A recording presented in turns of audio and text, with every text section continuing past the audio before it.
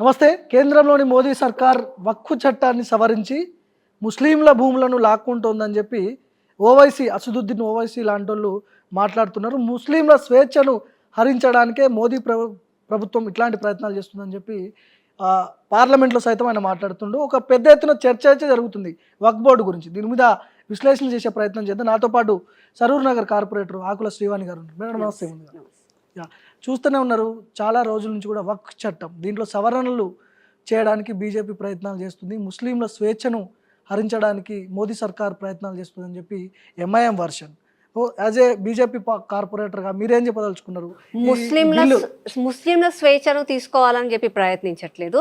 కేవలం ఎవరైతే గుంట నక్కలు లాగా వక్ఫ్ బోర్డ్ని వాళ్ళే కావాలి, మేమే రాజుల్లాగా బ్రతకాలి అని చెప్పి ముస్లిం ప్రజలను మోసం చేస్తున్నారో వాళ్ళ స్వేచ్ఛను హరించడానికి మాత్రం బీజేపీ బిల్లును తీసుకొని వచ్చింది. ఓకే, అంటే గత 10 ఏళ్లలో కేంద్రంలో బీజేపీ అధికారంలో ఉంది.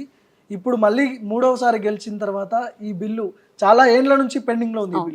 ఇప్పుడే తీసుకురావడానికి ప్రత్యేకమైన కారణాలు ఏంటి? అంటే కారణం అని కాదు, ప్రణాళికబద్ధంగా స్టెప్ వైజ్ గా ఇప్పుడు 370 ఆర్టికల్ తీసుకొచ్చారు, తర్వాత సిఏ తీసుకొచ్చారు, ట్రిపుల్ తలాక్ గురించి, రామజన్మ భూమి గురించి, ఏదో ఒక దాని తర్వాత ఒకటి స్టెప్ వైజ్ గా తీసుకుంటే ఈ రోజు వక్ఫ్ బోర్డ్ బిల్లు గురించి. యాక్చువల్ గా వక్ఫ్ బోర్డ్ బిల్లు వల్ల మాకు అన్యాయం అయిపోతుంది, ముస్లిం ప్రజలకు అన్యాయం అయిపోతుంది, ముస్లిం ప్రజలు ఒప్పుకోరు అని చెప్పి ఓవైసీ మొన్న పార్లమెంట్ లో అన్నారు. ఎవరు ఒప్పుకోలేదు. కేవలం ఆ 4-5 ఎవరైతే దాని వల్ల లాభపడుతున్నారో వాళ్ళే ఒప్పుకోలేదు. కానీ కామన్ పబ్లిక్ ఎవరైతే ముస్లిం జనాభా ఉన్నారో, మాకు కావాలి, మాకు న్యాయం కావాలన్నారు, అందరూ కూడా ఈరోజు స్వాగతిస్తున్నారు, అందరూ కూడా హ్యాపీగా ఉన్నారు. ఈ వక్ఫ్ బోర్డ్ వల్ల అంటే పెద్ద నాయకులు మాత్రమే బాగుపడుతున్నారు, గ్రౌండ్ లో ఉన్న ఎవరు కూడా బాగుపడట్లేదండి. అది నేను అనడం కాదు, నేను ఒక బీజేపీ కార్యకర్త కాబట్టి ఈమె ద్వేషిస్తుంది, ఈమె మాట్లాడుతుంది అనడం కాదు. మీరు ఇవాళ మనం ఓల్డ్ సిటీకి పోదాం. ఆ ఓల్డ్ సిటీలో ఓవైసీ వాళ్ళ ఫ్యామిలీ వాళ్ళ తాత ముత్తాతల నుంచి కూడా వాళ్ళు అక్కడనే రాజ్యం వెళ్తున్నారు. వాళ్ళు మొదల ఫంక్షన్ హాల్ కట్టుకున్నారు, బిల్డింగ్లు కట్టుకున్నారు, కాలేజ్లు, మెడికల్ కాలేజ్లు, వాళ్ళ సామ్రాజ్యం పెరిగింది. కామన్ పబ్లిక్ మాత్రం ఏమన్నా ఉందా? ఇప్పటికీ కూడా ఒకటే చిన్న గదిలల్లా 8-10-12 మంది ఉంటారు. వాళ్ళు ఇప్పటికీ కూడా వాళ్ళ పిల్లలేమో పండ్లు కూరగాయలు అమ్ముకుంటారు, మెకానిక్లు అవుతారు. వీళ్ళ పిల్లలేమో బడా గాడీలు, బడా లైఫ్ వాళ్ళ స్టైల్ ఉంటుంది. వీళ్ళకెందుకు లేదు అంటే కామన్ పబ్లిక్ ని మోసం చేస్తూ కేవలం ఓట్ల కోసం అని చెప్పి మతం పేరు పెట్టి అపీస్మెంట్ పాలిటిక్స్ చేస్తున్నారు. సో ఓన్లీ వక్ఫ్ భూములు, ఓన్లీ అంటే శ్మశానాల వాటికలు కావచ్చు, మసీదులు కావచ్చు, దర్గాలు కావచ్చు, వీటికి మాత్రమే వినియోగిస్తారు. ఎక్కడ కూడా బిజినెస్ చేయరు, అమ్మడానికి ఉండదు, కొనడానికి ఉండదు. ఇందులో వాళ్ళు బాగుపడేది ఏంటిది మీరు చెప్పే ప్రకారం? మీరు అన్నట్టుగా వక్ఫ్ బోర్డ్ భూమి ఫస్ట్ డొనేషన్ ప్రకారంగా దేనికన్నా మద్రాసాలకో, మాస్కులకో, మస్జిద్లకో వీటికి మాత్రమే వాడుకోవాలన్నది బోర్డు ఉన్నది. కానీ మొన్న రీసెంట్ గా మన అసెంబ్లీలోనే అక్బరుద్దీన్ ఓవైసీ అని అన్నాడు, రాజీవ్ గాంధీ ఇంటర్నేషనల్ స్టేడియం ఆ వక్ఫ్ బోర్డ్ భూమి అని అన్నాడు. ఎట్లా అన్నాడు? ఇప్పుడు అది వక్ఫ్ బోర్డ్ భూమి, అది మస్జిద్లకి, మాస్కులకి వాటికే వాడుకోవాలనుకుంటే నువ్వు ఎయిర్పోర్ట్కి ఎందుకు ఇచ్చినావు? నువ్వు ఆ రోజు ఎందుకు ఇచ్చినావు? మళ్ళీ ఇయ్యాలి ఎందుకు ఇయ్యని అంటున్నావు? అదేదో ఉంది కదా దాంట్లోనే మతలబు, అతనికే తెలవాలి. పేరు మస్జిద్ది, మాస్కుది, తినేది మాత్రం ఓవైసీ బ్రదర్స్, ఎంఐఎం లీడర్ల లాంటి కొంతమంది గుంటనక్క. ఇప్పుడు అంబానీ, అదానీ కంటే కూడా ఎక్కువ ఆస్తులు ఈ వక్ఫ్ బోర్డుకు ఉన్నాయని చెప్పి మీలాంటి వాళ్ళు మాట్లాడుతున్నారు. నిజమేనా? అది నిజము, నేను అనడం కాదు, అది ప్రాక్టికల్ గా మన దేశం మొత్తంగా డిఫెన్స్, ఆర్మీ వాళ్ళ దగ్గర, దాని తర్వాత రైల్వేస్ దగ్గర, దాని తర్వాత ఏ ప్రైవేట్ వాళ్ళ దగ్గర కూడా లేనన్ని ఆస్తులు వక్ఫ్ బోర్డ్ భూమి దగ్గర ఉన్నాయి. ఆ వక్ఫ్ బోర్డ్ భూమి అంతంగా ఉన్నప్పుడు ఇవాళ కూడా పేద ముస్లిం ప్రజలు ఎందుకు డబుల్ బెడ్రూమ్ ఇళ్ల కోసం ప్రభుత్వం ఏం చేస్తుంది, నరేంద్ర మోదీ గారు ఏమి ఇస్తున్నారు, రేవంత్ రెడ్డి ఏదో ఇవ్వాలి, ఒకరు పెడితేనే మేము తినగలుగుతున్నాం అన్న కోరిక ఎందుకు వాళ్ళకి? ఎందుకు ఆ ఆశతో ఎందుకు బతకాలి? మళ్ళీ వాళ్ళ దగ్గర అంత జాయిదాదు ఉంది కదా, ఓవైసీ ఎందుకు ఇవ్వలేకపోతున్నాడు? సరే, మళ్ళీ ఓవైసీ దగ్గర పవర్ లేదా అని కూడా కాదు, ఆయన రౌడీయిజం చేస్తాడు, గూండాయిజం చేస్తాడు, కరెంటు బిల్లులు కట్టకుండా ఏం చేయకుండా ఆయన చేస్తూనే ఉంటాడు, ఆయన రాజకీయం చేస్తూనే ఉంటాడు. అతను కాక తాత ముత్తాత కాలం నుంచి కూడా రాజకీయాలు చేస్తున్నారు. ఇంకా కూడా సొంతంగా ఆయన ఇల్లు ఉన్న చుట్టుపక్కల ప్రాంతం ప్రజలు ఎందుకు బాగుపడలేదు? నేను దేశవ్యాప్తంగా అడగట్లే, ఆయన ఉన్న చంద్రాయన్ గుట్ట, ఓల్డ్ సిటీ, ఆ ఏరియా ఎందుకు బాగుపడలేదు ఇప్పటికీ కూడా? హిందూ దేవాలయాల విషయాల్లో ఇట్లాంటి లిటిగేషన్స్ ఉంటాయి. మన భారత ప్రభుత్వము కోర్టు కావచ్చు, హైకోర్టు కావచ్చు, సుప్రీంకోర్టులో ఏదో ఒక దగ్గర దానికి సొల్యూషన్ దొరుకుతుంది. కానీ ఈ వక్ఫ్ బోర్డుకి సంబంధించిన ఇష్యూ సుప్రీంకోర్టులో కూడా ఇష్యూ అంత తేలిక తేలదంట. ఏముంటది మేడం దీని? అసలు సుప్రీంకోర్టు దగ్గరికి వెళ్ళొద్దు కూడా, అపీల్ కూడా చేయొద్దు మనం ఎవరం. దానికి కారణం కొంతమంది కాంగ్రెస్ నాయకులు, నెహ్రూయే గాని, పివి నరసింహారావే గాని, మన్మోహన్ సింగే గాని, అట్లాంటి వాళ్ళు ఏం చేసిందంటే ఓట్ అపీజ్మెంట్ పాలిటిక్స్ కోసం ముసల్మాన్ ఓట్ ఎప్పుడైనా మాకే రావాలి, ఆ పేద ప్రజలు పేద ప్రజలుగానే ఉండాలి, ఏమన్నంటే మేము మంచిగా చేస్తాము, పేదరికాన్ని తీసేస్తామని చెప్తారు. కానీ వాళ్ళు పేదరికంలోనే బ్రతకాలి, ఆ ఓట్లు మాకు రావాలి, వాళ్ళు చదువుకోవద్దు, వాళ్ళు తినొద్దు, వాళ్ళు బాగుపడొద్దు అన్న ఉద్దేశంతో ఇవన్నీ తీసుకొని వచ్చింది. సో మన భారతదేశం సెక్యులర్ దేశం కాబట్టి ఇక్కడే భూములు ఉన్నాయి, వక్ఫ్ బోర్డు భూములు కూడా ఇక్కడే ఉన్నాయి. కానీ భారత ప్రభుత్వానికి ఎందుకు ఆ రైట్స్ ఉండవు? వీటి మీద తీసుకున్న రైట్స్ ఎందుకు ఉండవు? యాక్చువల్ గా ఏమన్నంటే జై భీమ్ అంటారు, మళ్ళీ ఏమన్నంటే కాన్స్టిట్యూషన్ బుక్ పట్టుకొని తిరుగుతారు. మేమే డెమోక్రసీ, మేమే అసలు సెక్యులరిజం బ్రతికిందే మా వల్ల, మేమే జై సెక్యులర్ అని మాట్లాడే కాంగ్రెస్ నాయకులు ఈ రోజు సెక్యులరిజం గురించి ఏం చేస్తున్నారు? కనీసము మర్డర్ చేసిన వాడు నేను మర్డర్ చేసిందా చేయలేదా అని చెప్పుకోవడానికి కోర్టు ఒక అవకాశం ఇస్తుంది. అట్లాంటిది ఈ భూమి నాదా కాదా అని చెప్పుకునే అవకాశం ఒక పౌరుడికి లేదు. అలా అది వక్ఫ్ బోర్డ్ భూమి అంటే అది వక్ఫ్ బోర్డ్ భూమియే, అది నాది, నా తాత ముత్తాతలేది అని అనడానికి లేదు, నీకెవరు అమ్మిండ్రు అని అడగడానికి లేదు, నీకు ఆ పేపర్లు ఎక్కడో అని అడగడానికి, నీ తాత ముత్తాత ఏడున్నాడు అని అడగడానికి లేదు. అంత ఘోరమైన పాలిటిక్స్ ఈ రోజు కాంగ్రెస్ వాళ్ళు చేస్తున్నారు. ఎలాంటి ఎవిడెన్స్ లేకుండానే ఈ వక్ఫ్ బోర్డు భూమి అని చెప్పి క్లెయిమ్ చేసుకోవచ్చు. ఇప్పుడు మీరు ఉన్నారు, ఫర్ ఎగ్జాంపుల్ ఇది నా ఇల్లు, నేను ఇక్కడే ఉన్నాను, నేను చాలా రోజుల నుంచి ఈ ఇంట్లో ఉన్నాను, నేను కొనుక్కున్నాను, నా దగ్గర పేపర్లు ఉన్నాయి, అన్ని ఉన్నాయి. అదే మీరు వచ్చి ఇది వక్ఫ్ బోర్డ్ భూమి అని అంటే నేను అడగాలి కదా, మీకు ఎవరు అమ్మిండ్రు, మీకు ఎవరు దానాలు ఎవరు ఇచ్చిండ్రు, మీరు మాస్క్ కట్టుకోమని మీకు ఎవరు ఇచ్చి నేను అడగొద్దు. నేను కనీసం నోరెత్తొద్దు, నోరెత్తితే కమ్యూనల్, మీరు మమ్మల్ని బతకనిస్తలేరు అని మాట్లాడతారు. కానీ భారతదేశంలో ఉన్నాం కదా మనం అందరం, మైనారిటీ, నేను అదే అంటున్నాను, హిందువులు కావచ్చు ఎవరైనా సరే. ఇప్పుడు ఈ సవరణ, ఈ బోర్డు ఏదైతే ఉందో ఆ రోజు ఇక్కడ నుంచి వెళ్ళిపోయిన ముస్లిమ్స్ జాగా వాళ్ళందరూ మాస్కులు అవన్నీ ఇక్కడనే ఉండాలి, ఇక్కడ ఉన్న ముస్లిమ్స్ కే చెందుతాయి అని చెప్పి జవహర్లాల్ నెహ్రూ గారు అది తీసుకొని వచ్చిండు వక్ఫ్ బోర్డు. మళ్ళీ పాకిస్తాన్ లో ఉన్న హిందువుల సంగతి ఏంది? అక్కడ కూడా కొంతమంది హిందువులు ఉండే కదా, ఉంటాయి కదా, మళ్ళీ అక్కడ హిందూ బోర్డు ఉందా? ఈడ వక్ఫ్ బోర్డు ఉన్నట్టు ఆడ హిందూ బోర్డు ఇప్పుడు మన భూములని లేదు, అక్కడ ఉన్న గుడులు లేవు, అక్కడ ఉన్న పాపులేషన్ లేదు. అప్పుడు 20 మంది ఉంటే ఈ రోజు 10 మంది కూడా అక్కడ లేరు. ఇక్కడ 20 మంది ఉన్న వాళ్ళు 20 కోట్ల మంది జనాభా అయిపోయారు ఇక్కడ.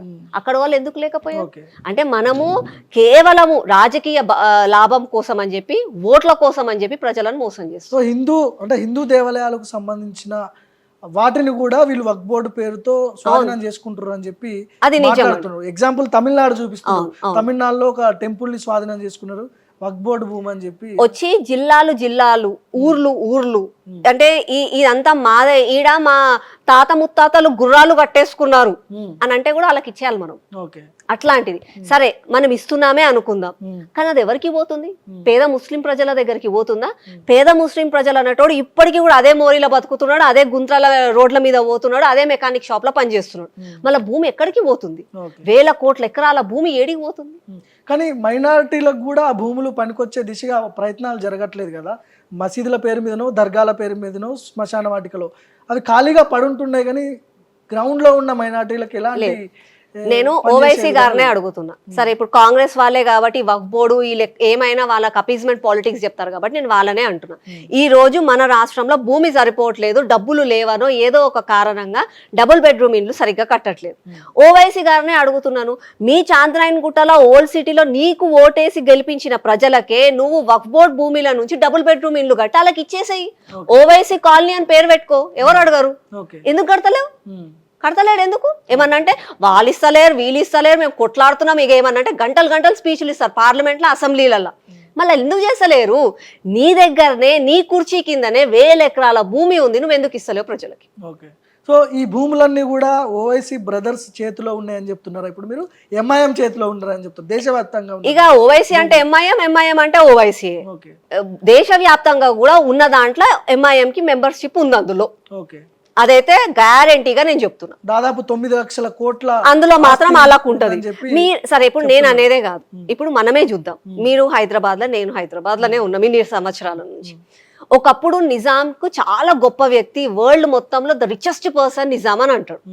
నిజాం చనిపోయినప్పుడు డబుల్ బెడ్రూమ్ ఇండ్లు ఉండే, ఆయన చనిపోయింది కూడా ఆయనకు పాపం ఏమీ లేకుండా, ఆస్తి లేకుండా అని చెప్తారు. ఓవైసీకి ఇంత ఆస్తి ఎక్కడికి వెళ్ళి వచ్చింది? ఓవైసీ బ్రదర్స్ కింద ఆస్తి ఎడికెళ్ళి వచ్చింది. మీరు ఆ ఓల్డ్ సిటీ చుట్టుప్రక్కల పోండి, ఫంక్షన్ హాల్ ఆలయే, షాపింగ్ మాల్స్ ఆలయే, మళ్ళీ కాలేజీలు ఆలయే, మెడికల్ కాలేజీలు, నార్మల్ డిగ్రీ కాలేజీలు కబ్జాలు చేసి, చెరువులు కబ్జా చేసి కట్టిండ్రు. మళ్ళీ ఏమనంటే దమ్ము ఉంటే రా చూసుకుందామని అంటారు. వాళ్ళే చేసే తప్పులన్నీ ఆలయ చేస్తారు, అనేదేమో మనం దమ్కి ఇస్తారు. పార్లమెంట్లో కూడా ఓవైసీ మాట్లాడుతూ ముస్లింల స్వేచ్ఛను హరిస్తున్నది బీజేపీ అధికారంలోకి వచ్చిన తర్వాత, మా భూములు ముస్లింలకు కాకుండా చేస్తుంది ఆయన బీజేపీ అసలు ఫస్ట్ ఆఫ్ ఆల్ అట్లా స్టేట్మెంట్ ఇచ్చేటోళ్ళ నేను అడగాలనుకుంటా, ఏం స్వేచ్ఛ హరించినాం మేము? మొన్న రంజాన్ చేసుకోలేదా? పొద్దున్న లేసి 5 సార్లు మాస్కులలో నమాజులు చేస్తలేరా? వాళ్ళు ఎదుగుతలేరా? వాళ్ళ జనాభా ఎదుగుతలేరా? వాళ్ళు కాలేజీలకు పోతలేరా? సినిమాలకు పోతలేరా? షికార్లకు పోతలేరా? వాళ్ళు స్టేడియంలలో పోయి క్రికెట్ మ్యాచ్లు చూస్తలేరా? వాళ్ళు బాగానే ఉన్నారు కదా, మేము హరించడానికి ఏముందాడా? అంటే యాజ్ ఇఫ్ ఎట్లా చెప్తారంటే వీళ్ళు మమ్మల్ని ఏం చేయనిస్తలేరు, బీజేపీ మమ్మల్ని ఏం చేయనిస్తలేరు అనమాట. మంచినే తింటున్నారు, మంచినే ఉంటున్నారు కదా, మళ్ళీ ఏం చేయకపోవడం ఏముందాడా? మళ్ళీ అసెంబ్లీలో స్టేట్మెంట్లు ఇస్తారు, మళ్ళీ ఆలే రౌడీయిజం చేస్తారు. కరెంటు బిల్లు కట్టమంటే కరెంటు బిల్లు కట్టకుండా కూడా తరిమి పంపించేస్తారు. మళ్ళీ దాని తర్వాత పార్లమెంట్ గంటలు సేపు మాట్లాడతారు. ఇంత స్వేచ్ఛ నీకున్నాక నాకు స్వేచ్ఛ లేదు అనడం ఏందాడా? వక్ బోర్డులో పనిచేసే ఎంప్లాయీస్కి ఏమో గవర్నమెంట్ జీతం ఇస్తుంది, కానీ వక్ బోర్డుకు ఉన్న నిధులు మాత్రం గవర్నమెంట్కి సంబంధం లేకుండా వాళ్ళ వరకే వాళ్ళు చేస్తారని చెప్పి విన్నా నేను. అది నిజం. కనీసము గవర్నమెంట్ ఎందుకు సాలరీస్ ఇవ్వాలి దాంట్లో? అవన్నీ ఇక పాత కాలంలో కొంతమంది నాయకులు చేసిన తప్పులు, వాటిని ఇప్పుడు సవరించాలి మనం కూడా. మళ్ళీ కనీసము నీ దగ్గర ఎంత భూమి ఉంది, నీకు దాని వల్ల ఎన్ని కిరాయిలు వస్తున్నాయి, ఆ కిరాయిలు ఎక్కడ ఉపయోగిస్తున్నావు అన్న అడిగేది కూడా లేకుండా అయిపోయింది మనకి. కనీసం వాళ్ళ దగ్గర ఒక అకౌంటబిలిటీ ఉండదు. నీ దగ్గర భూమి తక్కువ ఉన్నప్పుడు నీకు ఎక్కువ కిరాయిలు వచ్చినాయి అని చెప్పి అకౌంట్స్ లో చూపించిండ్రు. ఇవాళ నీకు భూమి ఎక్కువ ఉంది, భూమి ఎక్కువ ఉన్నాక నీ దగ్గర కిరాయిలు తక్కువ ఎందుకు వస్తున్నాయి అంటే నో ఆన్సర్. అడిగితే కమ్యూనల్ బీజేపీ మమ్మల్ని బతకరిస్తలేదని మాట్లాడుతుంది. ఏంటి మేడం ప్రధానమైన కారణాలు ఏంటి సవరణలు చేయడానికి ముఖ్యంగా? ఎందుకంటే పెద్ద ఎత్తున ఆస్తులు ఉన్నాయి వక్ బోర్డుకి, ఆస్తులన్నింటిని బీజేపీ గుంజుకునే ప్రయత్నం ఏమైనా చేస్తుందా? లేదు, బీజేపీ గుంజుకోవడానికి ఏ రోజు ప్రయత్నించదండి. బీజేపీ ఒకే ఒక ఉద్దేశం ఏంటంటే దేశంలో ఉన్న ప్రతి ఒక్క పౌరుడు కూడా భారతవాసి, ప్రతి ఒక్కరికి కూడా న్యాయం చేయాలి. కులం పేరు పైన, మతం పేరు పైన న్యాయాన్ని మార్చేస్తాము, మీకు అయ్యే హక్కులని మేము అంటే దూరం చేస్తాము అంటే మాత్రం బీజేపీ ఊరుకోదు. ఈ రోజు వక్ఫ్ బోర్డ్ భూములు ఏవైతే ఉన్నాయో ప్రతి ఒక్క ముస్లిం పౌరుడికి చెందాలి. అంటే వక్ఫ్ బోర్డ్ కేవలం ఓవైసీది, ఆ 4-5 లీడర్లదేనా, ఎంఐఎందేనా? కాదు కదా. ముస్లిం ప్రజలకు అందరికీ కూడా వక్ఫ్ బోర్డ్ భూములు చెల్లుతాయి. న్యాయం జరిగితే ప్రతి ఒక్కరికి న్యాయం చేయాలి. అంతేగాని కేవలం 4-5 బాగుపడతాం, మేము మాత్రం రాజభోగాలు అనుభవిస్తాం, మీరు మాత్రం మురికి కాలువలనే బతకండి అంటే బీజేపీ ఊరుకోదు. వక్ఫ్ బోర్డ్ పేరుతో కబ్జాలు జరుగుతున్నాయని చెప్పి కూడా చాలా మంది మాట్లాడుతున్నారు. ఎట్లా కబ్జా చేసే ఛాన్స్ ఉంటుంది? ఎవిడెన్స్ ఏమి ఉండదు, వక్ బోర్డ్ అని చెప్తారు, క్లైమ్ చేసుకుంటారు. అంతే, ఎట్లా ఛాన్స్ ఉంటుంది కబ్జా? నేను ఇందాక చెప్పినట్టుగా ఈ భూమి ఉంది, ఈడికి వస్తారు, ఈ 300 గజాలల్లా మా తాత గుర్రాలను కట్టేసుకుండు. నోటి మాట, మీరు క్యాజువల్ గా వస్తారు, ఈడ మా తాత గుర్రాలను కట్టేసుకుండు, ఇది నాదే భూమి అని అంటావు నువ్వు. అనగానే రేపు పొద్దున వస్తారు, అది this land belongs to Waqf board.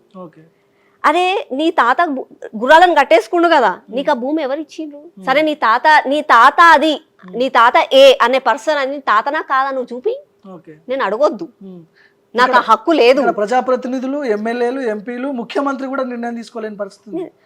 నిన్నటికి మొన్న అసెంబ్లీలో నిలబడి రాజీవ్ గాంధీ ఎయిర్పోర్ట్ కూడా మాదే అని అంటుండు. నీకు ఆ ఎయిర్పోర్ట్ ఎవరు ఇచ్చిండ్రు, ఆ జాగా ఎవరు ఇచ్చిండ్రు? కనీసం ముఖ్యమంత్రి కూడా అడుగుతలేడు ఆయనని. ముఖ్యమంత్రి ఆడనే కూర్చున్నాడు, సభలు అంత పెద్ద మినిస్టర్లు ఉన్నారు, వాళ్ళని అడగాలి కదా, నీకు వక్ఫ్ బోర్డ్ భూమి అది ఎట్లా క్లెయిమ్ చేస్తున్నావు అని చెప్పి అడగరు. ఇక్కడ మా సరూర్ నగర్ లా ఒక గ్రౌండ్ ఉంటది, మున్సిపల్ గ్రౌండ్ అని. ఆ మున్సిపల్ గ్రౌండ్ లో చాలా రోజులు 60 సంవత్సరాల నుంచి మా ఇంట్లో వాళ్ళు వీళ్ళు ఆడుకుంటున్నారు. అక్కడ గవర్నమెంట్ ఆఫీసులు అవి ఇవి అన్ని వచ్చినాయి. ఇప్పటికీ కూడా అది లిటికేషన్ ల్యాండ్. ఇప్పటికీ కూడా ఆ గవర్నమెంట్ ఆఫీసులలో వాళ్ళు పాపం రోజు వచ్చి పనులు చేస్తున్నారు, కానీ ఇప్పటికీ అది గవర్నమెంట్ దా అర్థం కాదు, వేరే వాళ్ళదా అర్థం కాదు, లిటికేషన్ ల్యాండ్ అది. ఎవరంటే వాళ్ళు వచ్చి క్లెయిమ్ చేస్తారు. దేశంలో ప్రభుత్వం అంటే మోడీ ప్రభుత్వం వచ్చిన తర్వాత దాదాపు 10 ఏళ్ళు పాలించిండు, ఇది 13వ సంవత్సరం నడుస్తూ ఉంది. ప్రభుత్వం చాలా బలంగా ఏర్పడింది, మోడీ కూడా చాలా పవర్ఫుల్గా ఏర్పడ్డాడు. రామమందిరం విషయంలో కావచ్చు, గతంలో మొన్న మోడీ గెలిచిన తర్వాత దానికి ఒక పులి స్టాప్ పడేది రామమందిరం కావచ్చు, వక్ఫ్ బోర్డు విషయంలో కావచ్చు. మీరు యాక్సెప్ట్ చేసినా చేయకపోయినా మైనార్టీలకి బీజేపీ కొంత వ్యతిరేకంగా ఉంటుందని చెప్పి గ్రౌండ్లో మాట్లాడుకుంటారు. ఎందుకు ఇట్లాంటి వాటికి మోడీ అది సర్కార్ ఎందుకు గ్రౌండ్, అది గ్రౌండ్ వరకే. నేను ఇందాక చెప్పినట్టు మనకు స్వాతంత్రం వచ్చిన తర్వాత ఇక్కడ కాంగ్రెస్ పార్టీనే ఎప్పుడు కూర్చోవాలి కుర్చీలా, మేమే ఉండాలి అని అంటే ఏం చేయాలి, కులమత భేదాలు పెట్టాలి. అంటే divide and rule politics. British వాళ్ళది ఉండే అది. ఆ బ్రిటిష్ వాళ్ళు వెళ్ళిపోయినరు, తట్టబుట్ట కట్టుకొని వాళ్ళు వెళ్ళిపోయినరు. వాళ్ళ వారసులు ఉన్నారు కదా నెహ్రూ కాంగ్రెస్ పార్టీ వాళ్ళు. వాళ్ళు ఏం చేస్తున్నారు, డివైడ్ అండ్ రూల్ పాలిటిక్స్ తేవాలని చెప్పి హిందూ ముస్లిం గొడవలు పెట్టడం స్టార్ట్ చేసింది. హిందూ ముస్లిం గొడవలు పెట్టాలి అని అంటే మీకు వాళ్ళకి డిఫరెన్సెస్ ఉన్నాయి. బీజేపీ వస్తే మీకు అన్యాయం చేస్తుంది, బీజేపీ వస్తే మిమ్మల్ని బతకనియదు అని చెప్పి ఒక భయం అనేది సృష్టించిండ్రు. ఈవెన్ మీరు ఓటేసి ఎవరైనా ఓటేసి బయటికి వచ్చి ఆ ముస్లిం బ్రదర్స్ ని కూడా అలా అడగండి, వాళ్ళు చెప్తారు, అన్నదమ్ముళ్ళు చెప్తారు, మాకు ఇష్టంతో మేము ఎంఐఎం కి ఓటేయం, ఓవైసీ బ్రదర్స్ దొంగలని మాకు తెలుసు, వాళ్ళు మాకు న్యాయం చేయరని మాకు తెలుసు. ఇక ఏదో ఒక మజ్బూరితోనో ఏదో ఒక దాంతో ఒక భయంతోనో ఒక మజ్బూరితోనో మేము వాళ్ళకి ఓటేస్తాం అని చెప్తారు. మీరు వెళ్ళి అడగండి, మీకు ఇచ్చే బియ్యం రేషన్ బియ్యం నరేంద్ర మోదీ గారు ఇస్తున్నారు, మీకు రోడ్లు నరేంద్ర మోదీ గారు ఇస్తున్నారు, మీకు లోన్లు నరేంద్ర మోదీ గారు ఇస్తున్నారు, మీకు అంతా నరేంద్ర మోదీ గారు చేస్తున్నారు, మీకు మంచి జరుగుతుందని మీకు తెలుసు, కానీ అయినా మీకు ఓటు ఎందుకు వేయరనంటే మాకు తెలుసు నరేంద్ర మోదీ చాలా గొప్ప వ్యక్తి కానీ మేము ఓటు వేయమన్నట్టు. కానీ గ్రౌండ్ లో వేరే విధంగా వీళ్ళు ప్రచారం చేస్తున్నారు కదా, వక్ఫ్ బోర్డు ముస్లింల ఆస్తులను ప్రభుత్వం గుంజుకుంటుంది, మోడీ గెలిచిన తర్వాత ఇట్లాంటి అరాచకాలు ఈ ఎంఐఎం నేతలు కావచ్చు, మైనార్టీ సంబంధించిన నేతలు గ్రౌండ్ లో ప్రచారం చేస్తున్నారు. ఎలక్షన్ లో మీకు దెబ్బపడే అవకాశం లేదండి. ప్రాక్టికల్ గా కామన్ పబ్లిక్, కామన్ ముస్లిం సోదరిమణులకు వాళ్ళకు తెలుసు వక్ఫ్ బోర్డ్ వల్ల వాళ్ళకు ఉపయోగం లేదు. ఇన్ని రోజుల నుంచి 1000 ఎకరాల భూమి ఉందన్న సంగతి కూడా పాపం కొంతమందికి తెలియదు. ఇప్పుడు ఇట్లా మీడియాలో సవరణ వల్ల ఆ మీడియాలోకి వచ్చి ఆలే పరిశాన్ అవుతున్నారు. ఇంతగనం భూమి ఉందా, ఇంతగనం భూమి ఉంటే మనం ఎందుకు ఈ చిన్న చిన్న కమరాలలో ఎందుకు బతుకుతున్నాము అని చెప్పి వాళ్ళు అనుకుంటున్నారు. ఇప్పుడు ఎంఐఎం వాళ్ళ బాధ ఏంటంటే బీజేపీ గుంజుకుంటుంది అని చెప్తున్నారు, కానీ వాళ్ళ సొమ్ము దగ్గర వాళ్ళకి ఎక్కడి నుంచో సొమ్ము రాదో, వాళ్ళ స్కామ్లు బయట పడతాయి అని చెప్పి భయమే. కానీ పేద ప్రజలు మాత్రం ఎవ్వరు కూడా మాటలను నమ్మరు. అందరూ కూడా ఈ రోజు సంబరాలు చేసుకుంటున్నారు. ఇప్పుడు మా డివిజన్ లోనే మేము ఉన్నాం, ఇన్ని రోజుల నుంచి మేము ఉన్నాం. ఇప్పటికీ కూడా ప్రజలకు అర్థమవుతుంది తప్పు చేస్తున్నారు వాళ్ళు, వాళ్ళ తప్పు అని చెప్పి వాళ్ళకి తెలుసు. కాబట్టి వాళ్ళందరికీ కూడా ఓపికతో ఆగుతున్నారు. ఏదో ఒక రోజు వాళ్ళు కూడా మంచి నిర్ణయాలు తీసుకుంటారు. దాదాపు 1,20,000 కోట్ల ఆస్తులు 9 లక్షల ఎకరాలని చెప్పి చెప్తున్నారు. దీంట్లో ముస్లింలకు ఈ ఆస్తులను ఎట్లా పంచబోతుంది బీజేపీ పార్టీ, మోడీ గాని ఎట్లా పంచబోతుంది, ఎట్లా న్యాయం చేస్తారు? దీనికి బీజేపీ పార్టీ అంటే సెంట్రల్ గవర్నమెంట్ మొన్న మన పార్లమెంట్ లో చెప్పిన దాని ప్రకారంగా సెంట్రల్ గవర్నమెంట్ ఎలాంటి నిర్ణయాలు తీసుకోదు. సవరణ వారికి మాత్రమే కేంద్ర ప్రభుత్వం నిర్ణయం తీసుకుంది. దాని తర్వాత రాష్ట్ర ప్రభుత్వానికే మేము అందరం అప్పచెప్తాము. రాష్ట్ర ప్రభుత్వం ఎట్లా ఉపయోగించుకోవాలనుకుంటే, ఏ ప్రజలకు మంచి చేయాలి అనుకుంటే రాష్ట్ర ప్రభుత్వమే ఉపయోగించుకోవాలని చెప్పి మొన్న పార్లమెంట్ లో చెప్పారు. సో ఐ డోంట్ థింక్ కేంద్రం ఏమీ ఇంటర్ఫియర్ కాదు ఇందులో. ఏ రాష్ట్రంలో ఎన్ని ఆస్తులు ఉన్నాయని చెప్పి కేంద్రమే రాష్ట్రాలే చూసుకుంటారు. కాంగ్రెస్ హయాంలోనే ఇవన్నీ జరిగినాయని చెప్తున్నారు. మన రాష్ట్రంలో కూడా కాంగ్రెస్ పార్టీ అధికారంలో ఉంది. సో మన స్టేట్ లో కూడా రేవంత్ రెడ్డి మైనార్టీలకు చాలా హామీలు ఇచ్చిండు ఆయన. సో ఎట్లా చూడొచ్చు దీన్ని రాబోయే కాలంలో? నేను రేవంత్ రెడ్డి గారికి ఒక మంచి సజెషన్ ఇవ్వాలనుకుంటున్నాను ఒక పౌరురాలుగా. హైదరాబాద్ లో మొన్న భూమి లేదని చెప్పి డబ్బులు వస్తలేవు, నేను అప్పులు అడగాల్సి వస్తుంది, అప్పులు అడిగినా నాకు డబ్బులు ఇస్తలేరు, అది ఇదని చెప్తున్నారు. మన రాష్ట్రంలో ఏమన్నా ఇట్లా వక్ఫ్ బోర్డు ఉంది, ఎకరాల దగ్గర వక్ఫ్ బోర్డు ఉందంటే హిందువులకు ఒక్క రూపాయి కూడా వద్దు అందులోకి వెళ్ళి, ఏ ఒక్క రూపాయి అందులోకి వెళ్ళి వద్దు. కనీసం ముస్లిం సోదరుల ఓట్ల కోసం అని చెప్పి ఏళ్ల తలబడి వాళ్ళని మోసం చేస్తున్న వీళ్ళు కాంగ్రెస్ పార్టీ వాళ్ళన్న కనీసం వాళ్ళకు ఒక డబుల్ బెడ్రూమ్ ఇల్లు, వాళ్ళకు స్కూల్లో, కాలేజ్లో, హాస్పిటల్లో కడితే మంచిగా ఉంటుందని నేను అనుకుంటా. భూమి లేదని చెప్పి హెచ్సియు భూమిలలో బుల్డోజర్లను పెట్టి చూస్తున్నారు. ఆడ భూమి ఉంది కదా, భూమి వాడుకుంటే మంచిదని నేను అంటున్నాను. Okay, right, thank you madam. Anyway thank you so much. So ఇది శ్రీవాణి గారితో స్పెషల్ ఇంటర్వ్యూ.